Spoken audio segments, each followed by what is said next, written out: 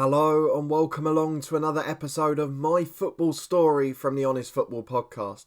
This week Charlie's got a unique one as he speaks to Leyton Orient Chief Scout Steve Foster about his current role in the game and how he got there. Starting with years of experience as both a player and manager in non-league football, Steve eventually created his chance at the elite level of the game by showing the dedication needed with a role at Brentford. He then moved on to other clubs like Norwich before ending up as Chief Scout at Leyton Orient, and he talks to us about scouting at different levels of the game. We also talk about the current pandemic and how that changed the way he's going about his role at the current time. It's a fascinating insight for somebody who loves football, just to see how the day-to-day areas of different departments in a football club tick. So we can't thank Steve enough for his time and for being so honest with us and giving us a great insight into his current role. If you do enjoy it, please do put a thumbs up on the video, subscribe for regular content from the Honest Football Podcast. But this is Steve Foster's football story, and we hope you enjoy it.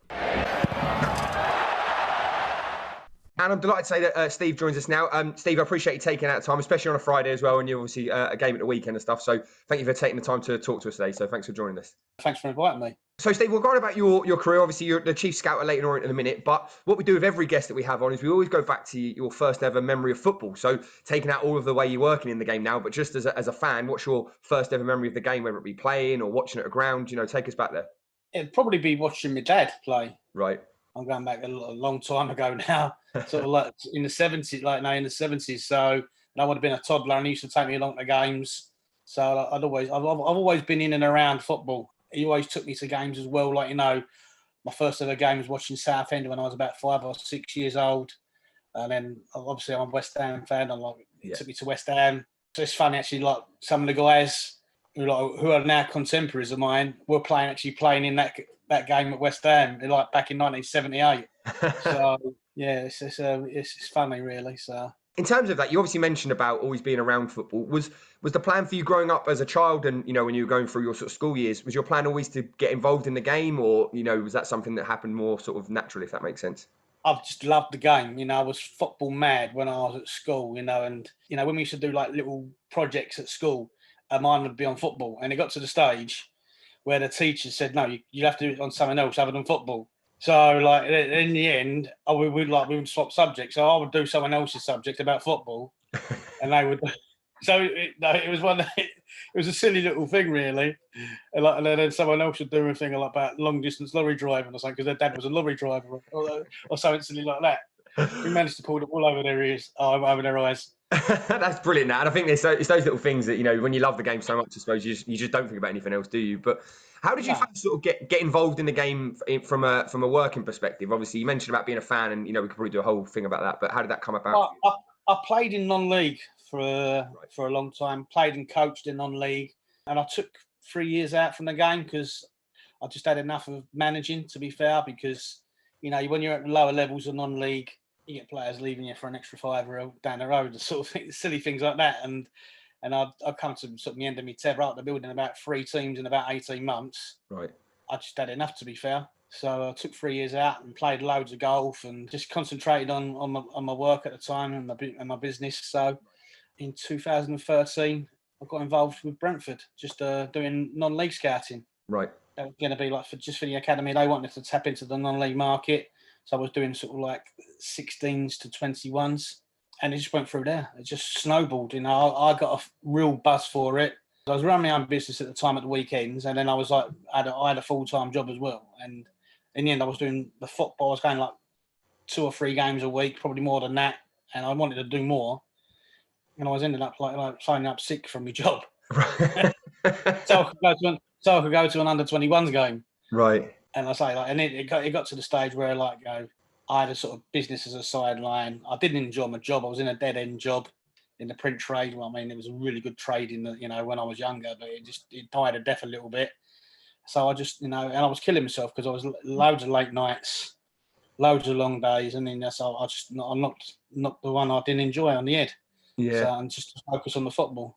I was going to say, I think we've spoken to a few players and we talk about the dedication to get in the game, you know, things they have to sacrifice and give up. But actually, I don't think we always apply that to other parts of a football club. And, you know, people in your position, like you say, you don't just walk into the job that you're in. And I think actually it's fascinating to hear that side of it, that, you know, what you have to maybe sacrifice, what you have to do run 2 or 3 jobs at the same time to keep you going, but also still do what you want to do, you're passionate about. It's fascinating. Bearing in mind, like, the Brentford post at the time was voluntary, but again, because I got results, there was got a retainer, and I was getting the mileages as well.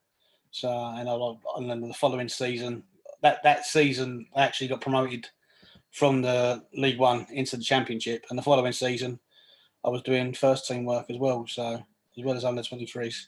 Because I was going to sort of just ask you about that, and I don't mean like no personal information in terms of money and stuff, but how do people sort of judge you in the sense of, like you say, you started off voluntary. What, as a club, what do they look for in a good scout, for the want of a better phrase, to sort of think, right, actually, we're going to keep Steve on and we're going to give him, these extra responsibilities and push him up the ladder? What is it, the sort of things? Is it just the fact that you've identified players who've done well when they've come to the club, or how does that sort of work?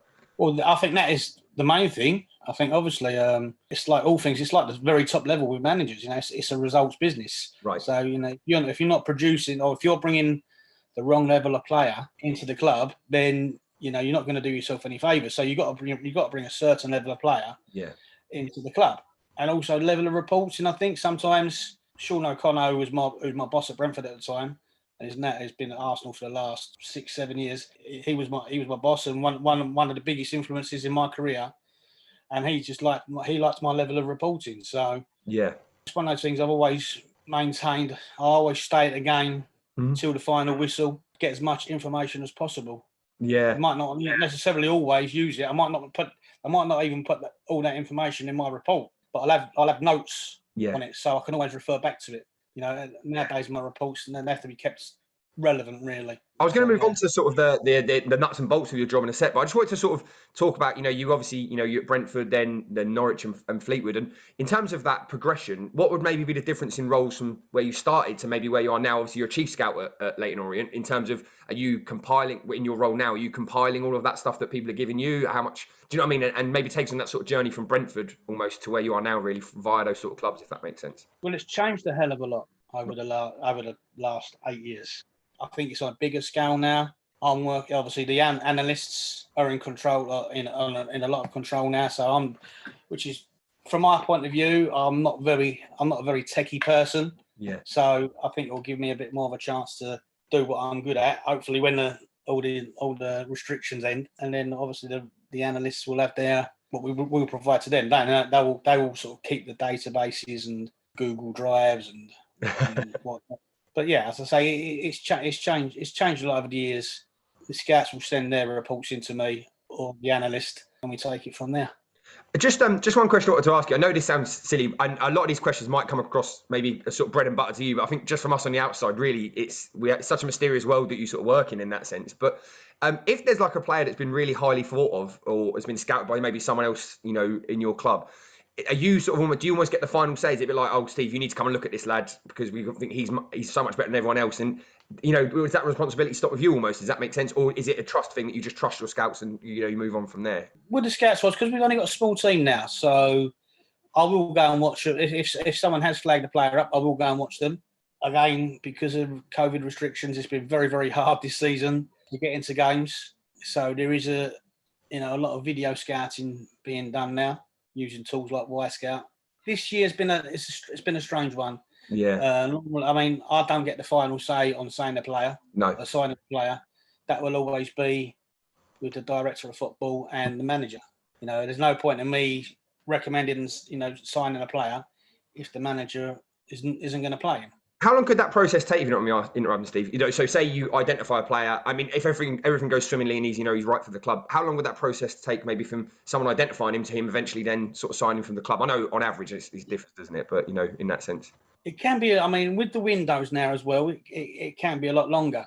Yeah. So, you might see someone in September or October, but you might not be able to do anything until January. You'll probably watch a player 3 times at least, and obviously we'll have all the video evidence as well. Again, I mean, it could take 3 months, or like a player we signed in January, Dan Kemp from West Ham. Yeah.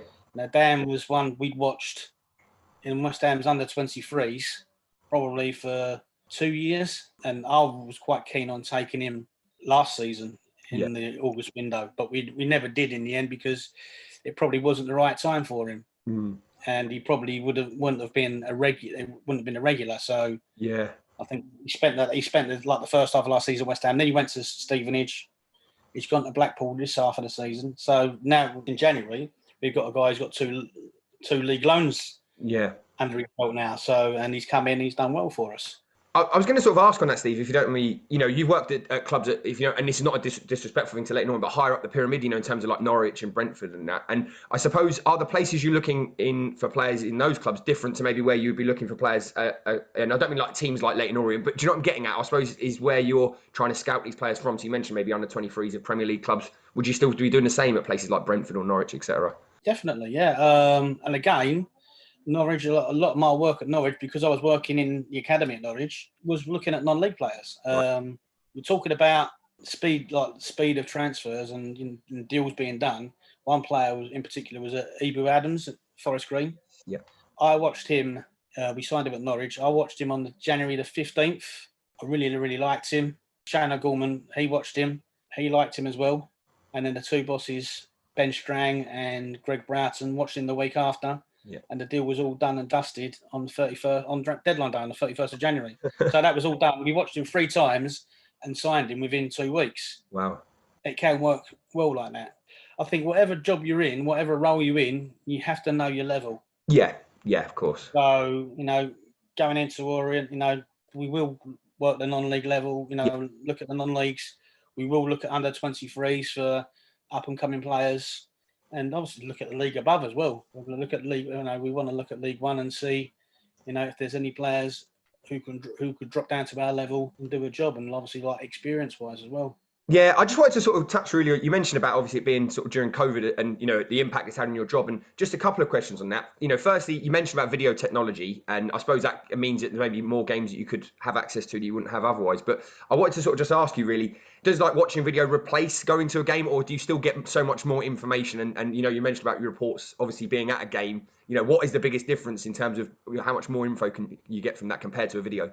When you're at a game, you get a feel for the place. You hear things on the pitch, especially when there's no crowds as well. Yeah. So you hear things, you can suss out a player's body language better, their attitude, better. The networking as well from other scouts. You see another scout, you keep, or even sometimes some agents you might bump into, but you can pick up snippets of information that you wouldn't get via video. Video is very important. You can't do it in this day and age. You can't run a recruitment department in this day and age without video scouting. But I think they can work well together. No, definitely. Just you mentioned about seeing. It's just a quick side question. You mentioned about seeing maybe other scouts at games and things like that. Is there a bit of a not a threat, but obviously they could potentially be looking at a player that you were looking at as well. I'm not after sort of dirt or names, but is there sometimes a bit of joshing, a bit of rivalry between you, or actually are you all sort of on the same common ground? And actually, it is what it is really in that sense. Yeah, it's common ground. It's good. At the end of the day, even though I might like a player and he might go to another player, it might maybe a case I like a player, but he might not be right for us at that time. You will talk about some players and you will ask other scouts. Obviously players who've been at their club. You might ask them for just a little bit of information, on their character and whatnot. So, yeah, it's good. Yeah. We just mentioned about the sort of COVID thing. And I know that, particularly like you said, especially with your knowledge of non-league football, has it been a little bit harder? Because obviously pretty much most non-league football's obviously been cancelled for obvious reasons. Has that obviously then narrowed maybe some of the players you were looking at and maybe players who you identified just before the football, the non-league football stopped? And I'm not after names, obviously, but do you know what I mean? That kind of thing, has that had an impact on maybe that non-league sort of circle that a lot of clubs would look at as well? Yeah, it's impacted it hugely. We've been reasonably fortunate that we've had 2 players out on loan. We've a Miles Jar been out on loan at Barnet, although he just returned to us, and Shadrach Ogie at Aldershot. So we've been able to get out to them games to watch them and see how they're doing. And obviously, you can have a look at the opposition as well and see what the opposition have got. So it's worked out okay in that respect. But a lot of clubs are just, playing it to the restrictions.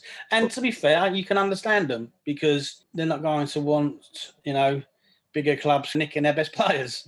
So yeah, a lot of it will be, understandable to be honest. Clubs in our league, there's a bit of like a reciprocal arrangement now, so we can if a club lets us into a game, we'll have to probably give them a ticket as well. So Yeah. but it's not been like a free for all or anything like that. There's guidelines have to be kept to, so there won't be like a mad rush or anything like that, and loads of scouts at games, unfortunately. I want to sort of touch on your relationship with then the manager of the first team and things, not necessarily at Leyton Orient, but any club you sort of worked at.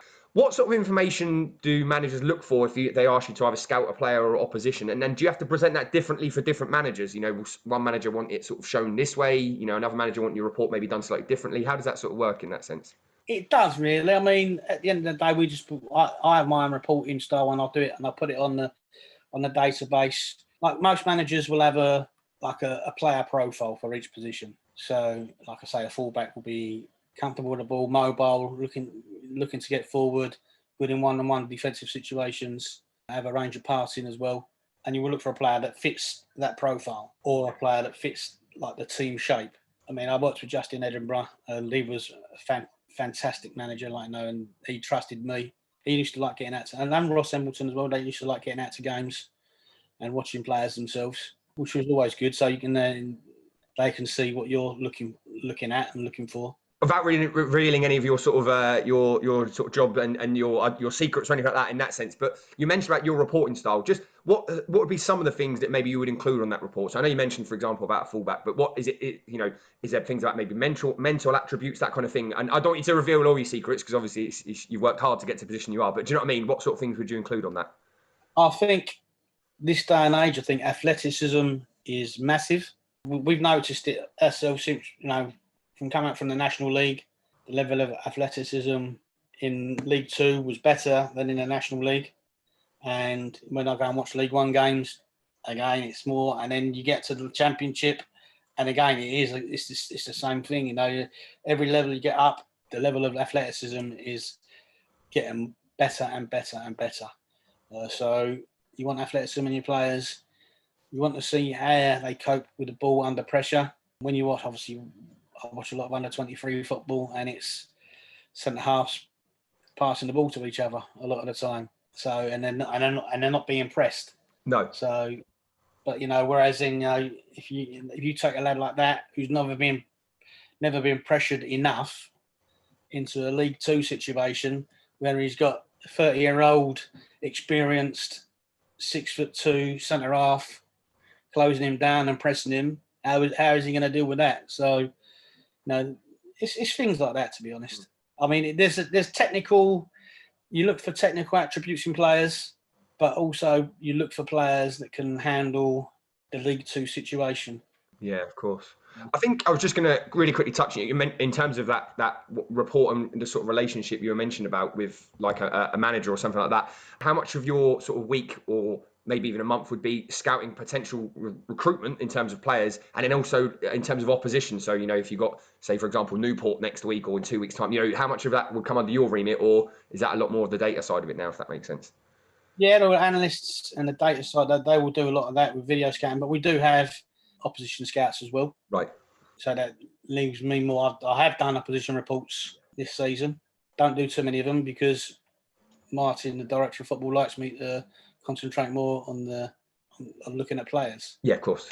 It's fascinating to hear that, actually, the way different sort of clubs obviously do it differently. But I just wanted to touch really quickly. I know that you have mentioned about analysts and all this sort of thing, and it's not a divisive question, but how much do you think what you do is a sort of a natural thing? And what I mean by that is like, could someone, who hasn't worked in the levels you have, just pick it up quickly? What I'm getting at is like, can you teach what you do is essentially what I'm saying. You talk about natural goal scorers, for an example, and they say, you can't teach what he does. With your sort of job, I get the impression that really it's so much of a natural thing that sometimes you almost have an eye for a player, and then you almost try and work out why he's good, if that makes sense. There is like a natural eye for talent, I think.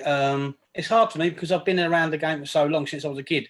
And I was watching football as a 4-year-old, 5-year-old. So I've always been around it. So it's been part of my life. So it's almost like a 45-year education almost. So I think you have to understand the game. I don't think anyone can. If you've got someone who's never watched a game of football before, you can't say that like in a year's time they're going to be a scout. You've got to understand the game. You don't have to necessarily have to play the game to a high level, I don't think, because I never did. I was just a non-league plodder myself. But No. but as I say, you have to understand the game, and you have to know the level that you're scouting for. Yeah. If you were to put me into a Premier League club, in all honesty, I'll be struggling. Right. Because I'd be at my depth because I wouldn't know. I don't really concentrate on the foreign market because there's no need for us to do that job at Orient. Obviously, a lot of Premier League is you get more value for money by delving in the foreign market. Yeah. So you'll be relying on a lot more contacts at that level. So yeah, I wouldn't be ready for a position like that at the moment. No, I think I completely get what you're saying, and I think actually that experience is something you can't buy. You can't teach that, can you? Like you say, 45 years of watching the game. Just on that, Steve, if we have a few people who are maybe either early on in their journey of being a scout, or who would watch this or things like that. What sort of advice would you maybe give to people, and even maybe yourself who started, those years ago? What sort of advice would you be good at your job and get to where someone like you are, for example? Biggest thing is trust your instinct. If you've seen something positive or negative for that matter, go for it. Go for it. Really believe in yourself in that respect. Take in as many levels as possible and watch as many games as possible. So you've got a gauge then. So with your, I don't know whether if you're going into an academy football, you might want to do grassroots and then like certain levels of grassroots and even academy football if you get the opportunity. Then you can see the difference in the levels of ability. Likewise, I still do Ishmael League. Well, I'll go step 4, so I'll do Ishmael League North, as it would be, Premier Division, National League South, National League. Yeah, even in the early rounds of the FA Youth Cup, I will go to all the grassroots, early stages of the FA Youth Cup to look at under 18s, lads maybe you've come out of the academy system and gone into non-league under 18s, or some lads have just gone under the radar completely. No, I appreciate it. I think that's fantastic, like you say, and I think that goes back to what you were just saying about that. There's no shortcut, is there, really, to do your job? You've really got to build up, I suppose, those hours and the experience of watching games at, like you say, all those different levels. So I appreciate you sort of. I think it's. I know if you've read the book, the Nowhere Man, they talk about the mileage man, like the scouts, obviously, because scouts go out and get for the mileages, and it's not solely because of that, but it's all part, putting miles in your car and all that, and it's just to get to a game of football, and learn at that early stage. Nowadays, it's a little bit different for like myself, because I won't go to a game of football just for the sake of going to a game of football. For me now, there has to be a target for me to look at, whether it be out of contract players or someone who's actually been tipped off, or someone who maybe like the analysts or the managers have had flagged up. Yeah, I was going to say, it's one of my later questions. I'll sort of get back to that. We sort of talk about their sort of plans for the future. Now, I'm not after sort of dividing this in the sense of where you are at the club, but what I wanted to ask you was, you obviously said you used to be involved in management and that kind of thing. Do you ever have any sort of plans of going back to that, or do you think you're sort of set in that way of where you are now and will always be involved in Absolutely not. Absolutely not. I think I was a good manager. Yeah. For the level, man management and being honest with people and getting the best of players and signing players. I think I was quite good at that. I wasn't a very good coach, to be fair. So I had better coaches. I remember one time we had a guy who played for Reading and Exeter, Danny Bailey, one of my good mates, and I used to play with him. I did a half team talk really, and I was raising my voice and a little bit ranty. And you can tell the players are just fiddling with their boots and having an orange and all that, not really paying much attention. And then so I said to Danny, I said, "You got anything to add, Danny?" And Danny was probably early 40s at the time. Yeah. And he spoke very, very softly, just like almost like a whisper. And all of a sudden, he had everyone's attention. And it was like, and it did. And he got his point across. So, and he was a very good coach. I mean, he's got his own private academy, and he's produced so many league players and international players. Yeah, no, I appreciate you sort of saying that. So I suppose in terms of moving forward, I won't ask you where you're going to be in 10 years' time in terms of which clubs and stuff, but do you think you'll still be involved in this line of work in terms of sort of scouting and that kind of thing? I'd like to think so, yeah. Yeah. I've come from a non-league background. I've had proper jobs. Yeah. At my stage of life, watching football, Yeah. and getting paid for it is, is the best job in the world. I was about to say you're living the dream, really, which is something we'd all. Yeah, it's the best job in the world, and you've never made it. You're always learning. You learn something new every day, and that's the good thing. Because if you stop taking on things, if you stop taking in things on board or think you know it all, Yeah. you'll get left behind very, very quickly. So you have to take on new methods and Yeah. be open to the new methods. But as I say, I'm ambitious still. There's still things I want to achieve. I want Leyton Orient to get back to League One, and well, we'll see where it goes. I still want to find players. I still want to find that £1 million player. Well, I was going to say, obviously, I suppose it sounds like the ambition and the drive, you have, which has got you to where you are, and you've still got that. So I think, I really thank you for being so honest with some of what we've spoken about today, and I think it's been an incredible insight. What we do, Steve, just before we go, is we always have like a very short, quick-fire round of questions. So you might have been asked some of these before, but what's your favourite ground you've ever been to? So this could be through your job or even just as a fan. What's your favourite ground you've ever watched a game in? Favourite ground I've watched a game in? It's a tough one. I tell you what, one ground I always like going back to is when I was watching a lad for St Albans. Right. And I go back to St Albans and I used to get on well with the secretary there at the time, Tom Norman, who's now he's assistant secretary at Brighton now. Oh, okay. Wow. I always like going back to Clarence Park, St Albans. Watford's under 23s play there sometimes as well. Cool. So it's quite nice. It's a nice ground, set in a lovely park and all that. So yeah, that's probably one of my. I like playing there as well when I was younger. Of course. The bigger grounds, I don't know. It's hard, really. Yeah, I mean, we to be honest, we're big sort of fans of non-league and lower league football on here anyway. That's this podcast. So to have that as your favourite ground of all the ones you've been to, actually, it's quite it shows the character of them. To be honest, I actually live in Luton, so it wouldn't be far from me in terms of St Albans. Yeah. So I would say Upton Park was what I've been a West Ham fan. Of course, Upton Park was a fantastic ground for me. The next one would be, and it doesn't necessarily need to be one that you signed, but who's the best player you've ever seen live in the flesh, at a ground that you've watched? Paul Gascoigne, probably. Oh, wow. Right, brilliant. Yeah.